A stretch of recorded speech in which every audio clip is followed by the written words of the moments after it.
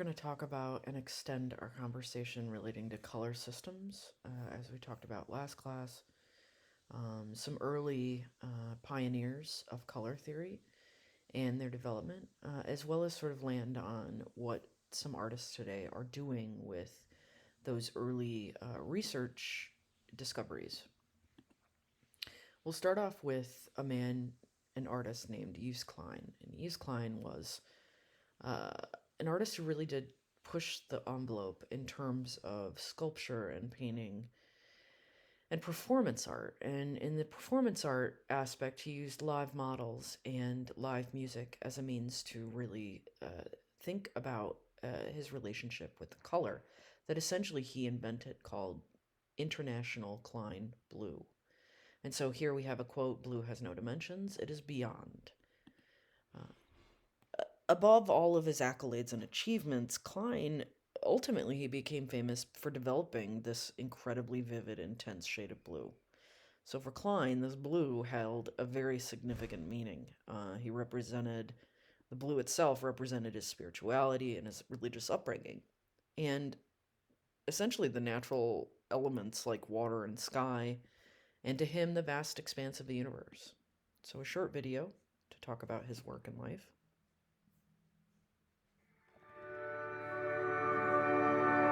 Yves Klein is one of those person who believe that he has a mission.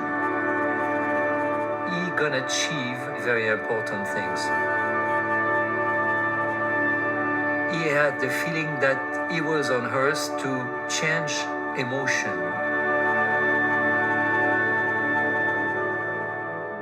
Yves Klein is from the south of France. He is the son of a visual artist. The legend say that once he was with two other friends on the beach, and Yves Klein decided that he will be taking the sky. That will be his territory. He was at the end of the war, and he has been training, doing judo intensively, and he decided that if he wants to become better, he has to go to Japan. He stayed there 15 months and became black belt 4th grade. He had time to be very much involved into the Zen sensibility. Yves Klein did tons of monochromes of different colors, but he chose three main colors, which was the blue, International Klein Blue, the pink, and the gold. That was very much his signature.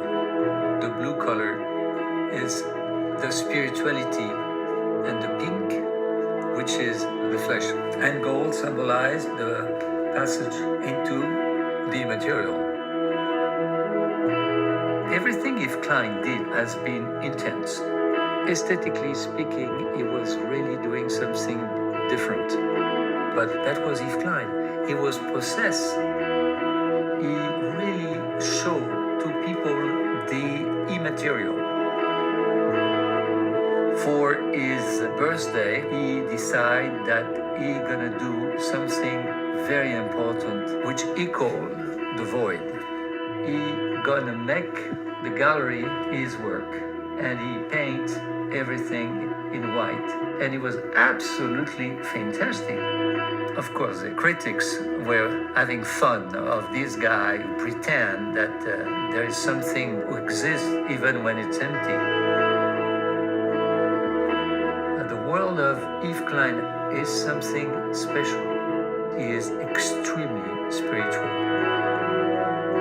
In 1960, he did a newspaper. And this newspaper, like any newspaper, you have to have a very strong image in the first page. He decided he will be him jumping from a roof spiritually up to the sky. And he became a huge success. Of course, people ask, did he really jump?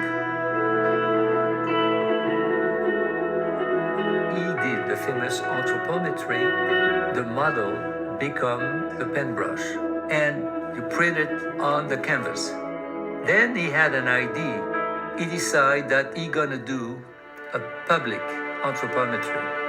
He had the three models who came and did that in front of the audience, and also he had some musicians who were playing the symphony monotone silence, and it's absolutely incredible because it is alive.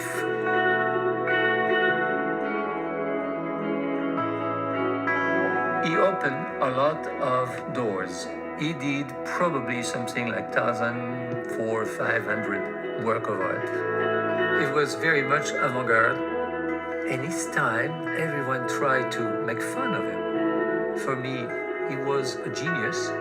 You know, he died very young, but I feel that he probably achieved everything he wanted to achieve. And I think the impact of his work in the art history, it's very, very big. And I think the history of art has to deal with Yves Klein for many years.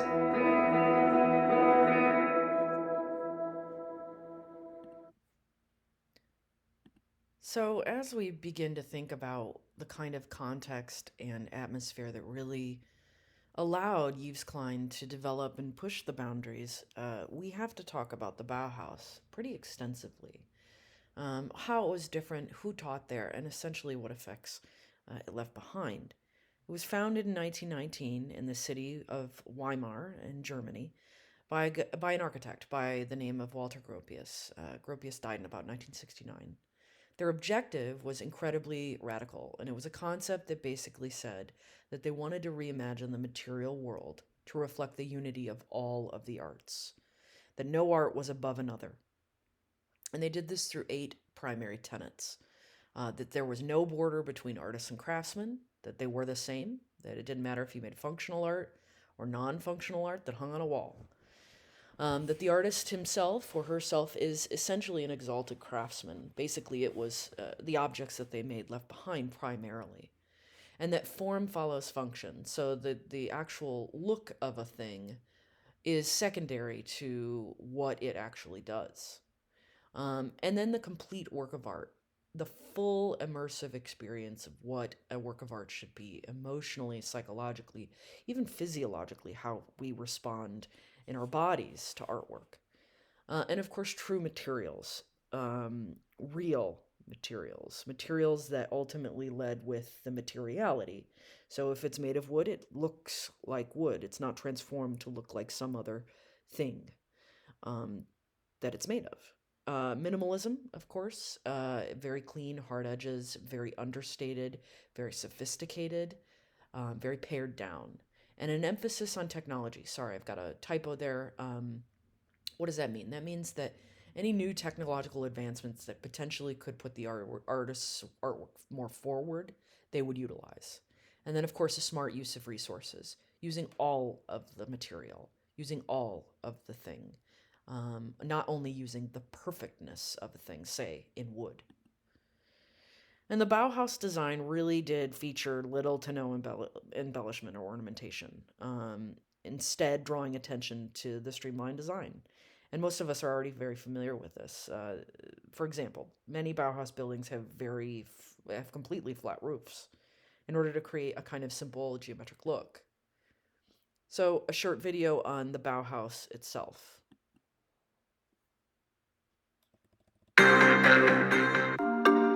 After paying rent, bills, school debts and all, if you can afford a piece of Bauhaus furniture today, well, good luck. But modern design was not always about using your couch to impress your guests. It was actually about serving people.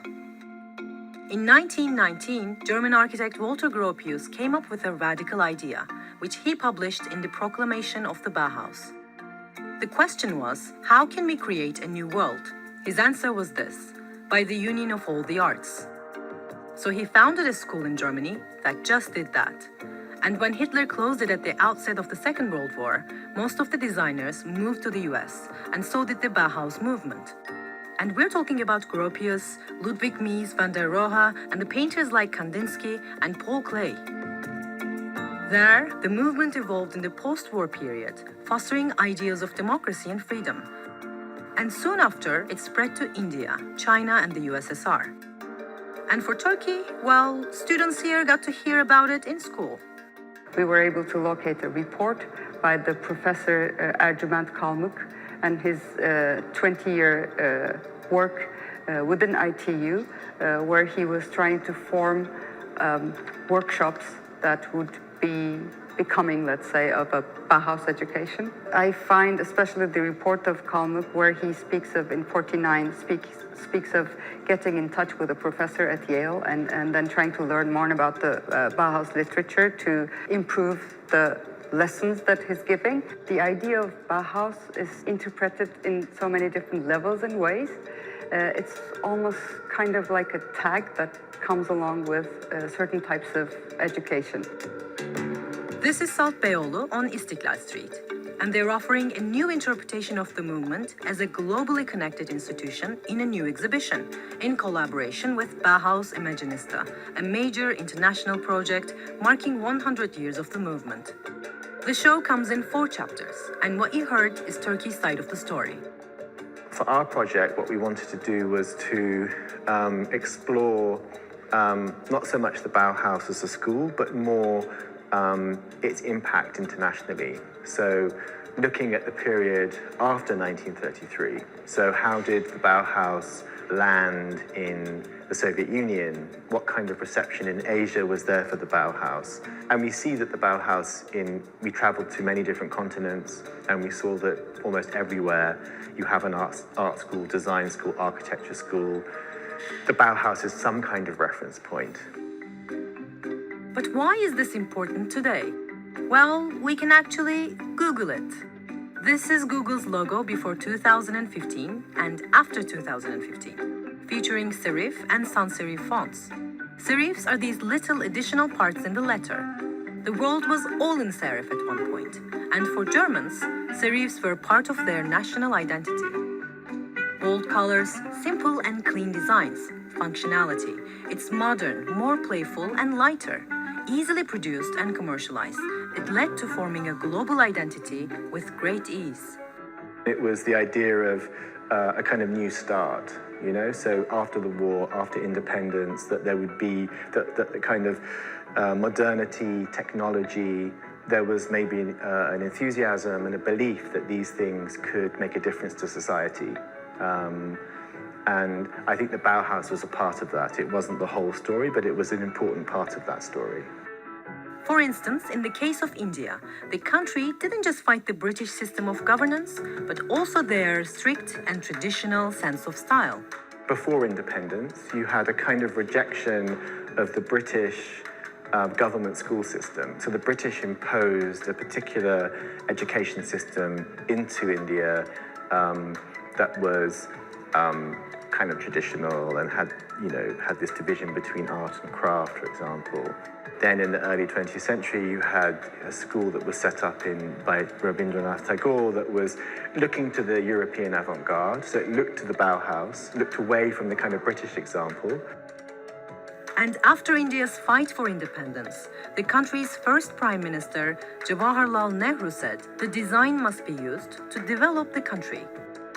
That's why Bauhaus is about more than just frivolous fashion. It's about good design, following rational principles, pursuing new forms and solutions to our basic needs. Sena Arslan, TRT World, Istanbul. So, diving in and thinking about the various courses and instructors at the Bauhaus School, we're going to talk about a lot of them that actually immigrated to the United States because, as you heard, the Nazis disbanded them, and many of them found themselves displaced. So Johannes Itten is one of them, and Johannes Itten, he encouraged exploration of color through contrasts and polarities, right? So he always urges students to kind of feel their way through and into an exercise. He observed that each student generally gravitated to a distinct category of contrast exercises. So that would reveal very deep-seated affinities between their personality type and their aesthetic choices, according to him. His student, Friedel Dicker, as you can see here, This composition is a study in light and dark contrasts. So this incorporates all kinds of media like reflective foil and charcoal and cut paper. And this polarity was meant to reveal something about the artist themselves, and this would help better prepare Johanna Ten as in helping the student realize their own voice. So here we have a quote: "Different talented people react variously to formal devices and develop differently in relation to them. Some respond particularly to light-dark contrasts, others to form, rhythm, color, proportions, and constructions, textures, spatial orientation, or sculpture.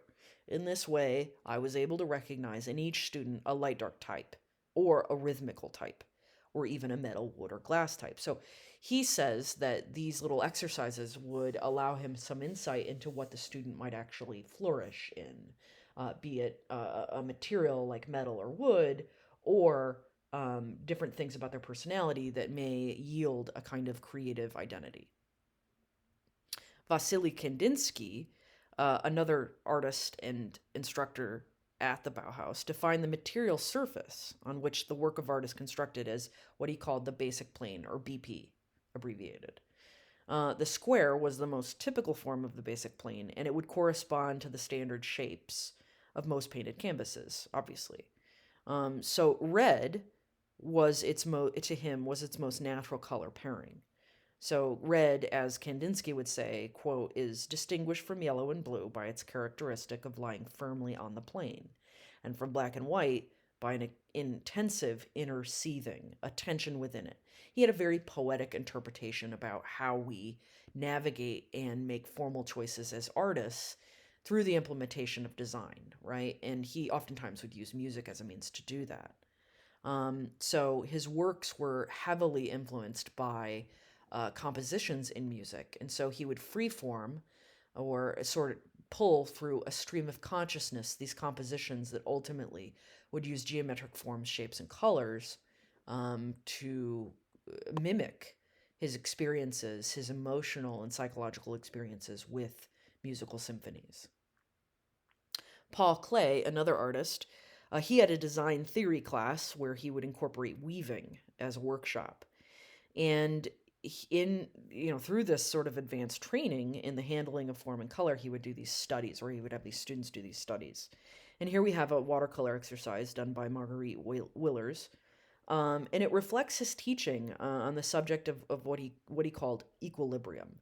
So for weaving students, the overlapping planes or colored circles and triangles, they would offer a theoretical framework through which to consider the craft of weaving thread into and under and overlapping threads of different or similar colors. So the student notebooks from Klee's design theory classes would record very detailed instructions, and that would lead up to the execution of the exercise itself. So he would maybe elaborate a complex system of maybe a number to color correspondence, and used a kind of map balance and rhythm. But ultimately, it was up to the student to decide how they creatively solved the problems and parameters that he would give. And as you can see, as a design or a color theory student today, we can see that that's primarily how we work in education still, even though this is quite a long time ago. Joseph Albers, for him, sight was not signified as just the optical mechanics of the eye and the physical properties of light waves, but actually the perception of inner states. So a psychological, a psychic, or a kind of physical state internally. So combined, these very different ways of seeing would form one's view of the world, which, Albers considered to be incredibly and highly subjective. So we've got the quote here: "If one says red and there are 50 people listening, it can be expected that there will be 50 reds in their minds. And one can be sure that all those reds will be very different. So how we retrieve the memory of color is different and subjective depending on the person." So for Albers, this guy here, he developed what we call, sort of color relationship studies, basically. He called them free studies, where he actually had very strict parameters. So he would have his students tasked with the challenge of using only maybe 4 colors to produce multiple effects, many effects. He insisted that these restrictions led to what he said, quote, an incredible variety of independent work, as rarely happens in classes whose students are exposed to so-called self-expression. So he was yet again another proponent of these very strict sort of rule-setting boundaries as a means for the students to really explore all of the various possibilities and manifestations of an idea, specifically to him, relating to color theory, color perception, and color interaction, which he's so very famous for developing the theory of. Here we have an exercise by a student named Heinrich Bormann, done in Alber's class. And what it does is it demonstrates the manipulation of color perception in order to achieve transparency or opaque effects. So it features maybe the darkest color on top and then the lightest on the bottom. Each square pairing shows a progression from opaque to transparent. So the final band of each lower square is the most transparent, okay, while the pure color above generally remains the most opaque. So these designations only make sense if one imagines an actual pairing. So when the whitest hue is painted over a plane covered in the darkest hue in a pairing, the eye and the mind will generally perceive that as a transparent veil, or maybe like a piece of paper resting on the surface of the image itself. A contemporary artist dealing with the same sorts of ideas is Gerhard Richter. And Gerhard Richter really did play with the various possibilities of color as it related to strict adherence. He would oftentimes use sort of digital means of actually developing his configurations, but he's a really widely diverse and really has a variety of expressions in his oeuvre, from photorealism to non-objective abstraction, such as you see here. So a short video on the cathedral window that reflects this body of work that he did with, something like 4,900 colors, which really did have very beautiful effects, obviously very influenced by the Bauhaus.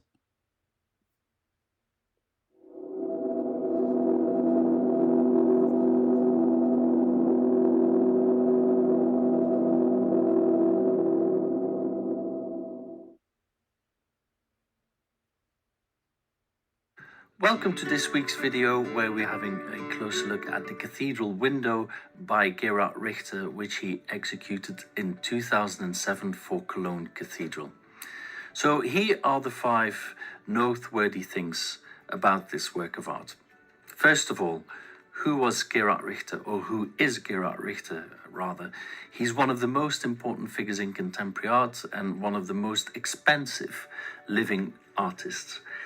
He came and he fled from Eastern Germany in 1961 and first settled in Düsseldorf, and then in 1983 he settled in Cologne, so the city where this was commissioned for. Richter's work is extremely diverse, and I don't think it's possible to sum it up in a few minutes what his work is about, but his declared aim is to understand the imperceptible and to suggest a reality that is beyond his own comprehension. And Cathedral Window is one of the artist's major works of the last decade. Number 2, Cologne Cathedral, or in German called the Kölner Dom, is a Roman Catholic cathedral church and is the largest Gothic church in Northern Europe. And I don't know if you've ever been there, but it is absolutely majestic. And the cathedral was badly damaged by air raids towards the end of the Second World War, but then it was subsequently restored in the decades that followed. And this cathedral window is one of the so-called finishing touches of that big restoration project. The third point is that the artist struggled for a while when he was commissioned this cathedral window, and he was going to admit failure. And then he came across a large representation of his painting with over 4,000 colors. to be precise, 4096 Farben, which is called, from 1974. And that painting he basically used as the basis and inspiration for this cathedral window. And it is a painting that he painted in 1974. And yeah, they do occasionally come onto the market, these paintings. And the last one that came onto the market was sold at Christie's in New York in 2004 for $3.7 million. The fourth point is that the window is huge. It's about 113 square meters, and it's enclosed by the window's stone Gothic tracery, and is filled with approximately 11,500 squares of glass in 72 different color hues. And actually still nowadays, the stained glass tradition of Europe is centered in Germany. So there you would still have the main companies producing stained glass for the world and exporting it to the world in Germany. So Richter generated random configurations electronically in order to lend the calm to the overall impression, and he overall created mirror images of certain segments as well elsewhere in the windows, which are sort of in line with the medieval recipes which were used to produce glass squares. A fifth and final point is that cathedral window, well, it encountered a mixed reception when it was unveiled in 2007. Some people were puzzled by its non-representational nature and therefore thought it unsuited for a Catholic church. But then it has to be said that abstraction after the Second World War is a tradition to depict the divine.